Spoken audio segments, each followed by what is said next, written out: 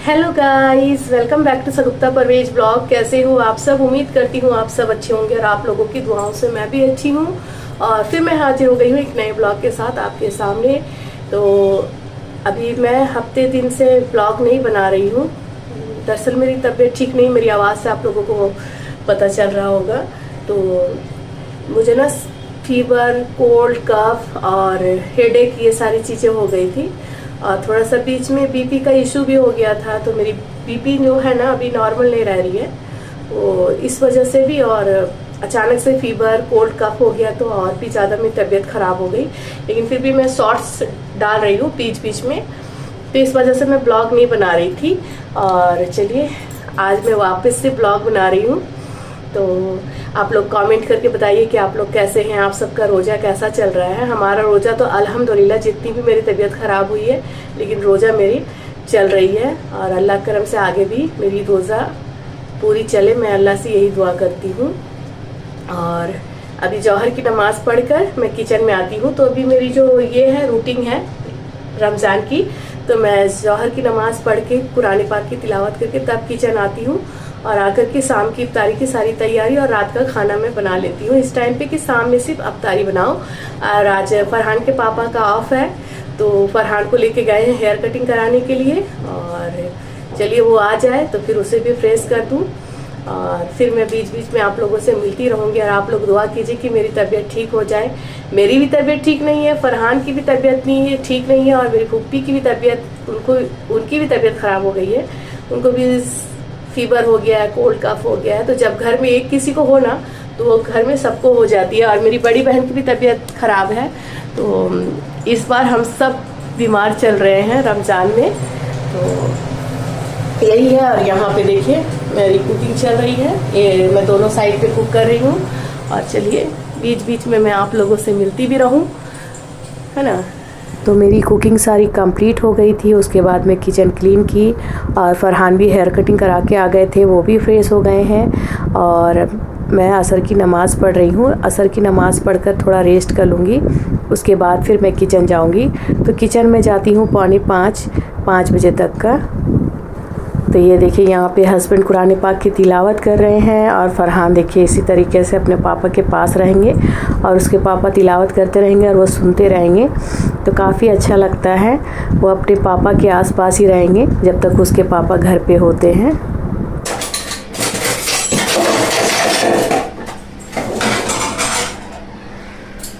तो चलिए मैं किचन आ गई हूँ और अभी बज रहे हैं पूरे 5। ऐसे मैं 4:45 बजे आती हूँ, लेकिन आज थोड़ा सा लेट हो गया। तो चलिए यहाँ पे मैं सारी चीज़ें पहले ही रेडी करके रख लेती हूँ। यहाँ पे मैं सबसे पहले पकौड़े बनाऊंगी। तो ये चने दाल, मसूर दाल, प्याज, हरी मिर्च, टमाटर, धनिया पत्ती और बंधा गोभी और सारे मसाले डाल करके मैं ये पकोड़े बनाऊंगी। और इस तरीके से पकोड़े बनाने से काफ़ी अच्छा लगता है। चाहे आप बंद गोभी के पकोड़े बनाए दाल के साथ, चाहे पालक के पकोड़े और अच्छे लगते हैं। और प्याज सगा वो तो बहुत अच्छे लगते हैं। तो आज मैं बंद गोभी के बना रही हूँ और सारी चीज़ें मैं पहले ही रेडी करके मिक्स कर दी थी।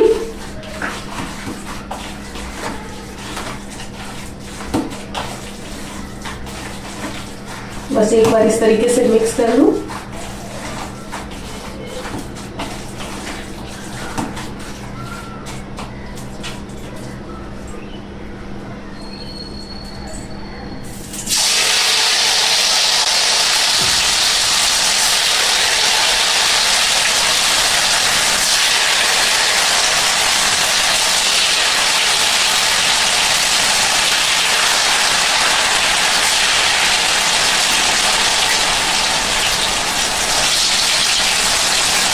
तो यहाँ पे मेरे सारे पकोड़े फ्राई हो गए थे, तो मैं इसे बाहर निकाल दे रही हूँ। और इसके बाद मैं अभी वड़ा फ्राई करूँगी। तो आज मैं इफ्तार में बना रही हूँ पकोड़ा, बड़ा, समोसा और साथ में बैगनी और फ्रूट्स रहेंगे। और आज मैं चना वगैरह नहीं बना रही हूँ क्योंकि मुझे सर्दी सी है, तो चना मैं नहीं बनाऊँगी। दरअसल मैं कच्चे चने का बात कर रही हूँ, पकाने वाली नहीं। तो इस वजह से। तो यहाँ पे मेरे वड़ा भी फ्राई हो चुके थे। यहाँ पे ये देखिए समोसा भी फ्राई हो गया है। और ये अब मैं लास्ट बैंगनी फ्राई कर रही हूँ।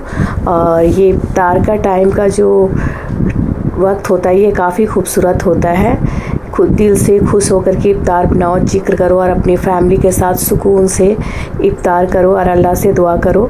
तो मुझे ये टाइम काफ़ी पसंद आता है और काफ़ी खुशी होती है। और अल्लाह पाक से दिल से हम सब दुआ करते हैं और इफ्तार का इंतज़ार करते हैं, सब साथ में इफ्तार करते हैं, तो बहुत अच्छा लगता है। तो चलिए यहाँ पे मेरी सारी इफ्तार रेडी हो चुकी थी, तो मैं यहाँ पे लगा दे रही हूँ। और चलिए हम सब दुआ में बैठेंगे। तो चलिए यहाँ हस्बैंड हम सब दुआ करने बैठ गए हैं। और चलिए अब अज़ान भी होने वाली है, तो हमारी दुआ हो गई थी कंप्लीट। तो ये है मेरा आज का रमज़ान ब्लॉग, इफ्तार रूटीन और ब्लॉग भी। तो चलिए यहाँ पे रोज़ा खोल लूँ और मैं अपना ब्लॉग का एंड यहीं लेती हूँ और फिर मैं मिलती हूँ एक नेक्स्ट ब्लॉग में। तब तक आप अपना ख्याल रखें, खुश रहें, दुआओं में याद रखें। रमज़ान का महीना है तो अपने लिए भी दुआ करें, हमारे लिए भी दुआ करें और हमें हमेशा अपनी दुआओं में याद रखें। और मेरी तबीयत ठीक नहीं है, तो चलिए इफ्तार करने के बाद में मैं यहीं पे मेडिसिन भी ले लूँगी ताकि मुझे आराम हो जाए।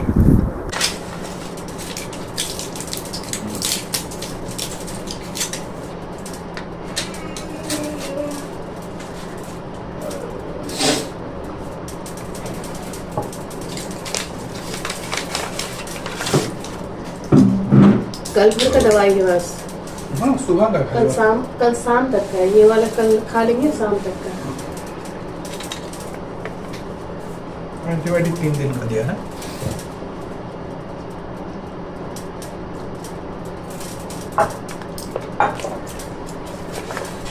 कल शहरी में खाएंगे एंटीबायोटिक और रात में एंटीबायोटिक नहीं है वो। हाँ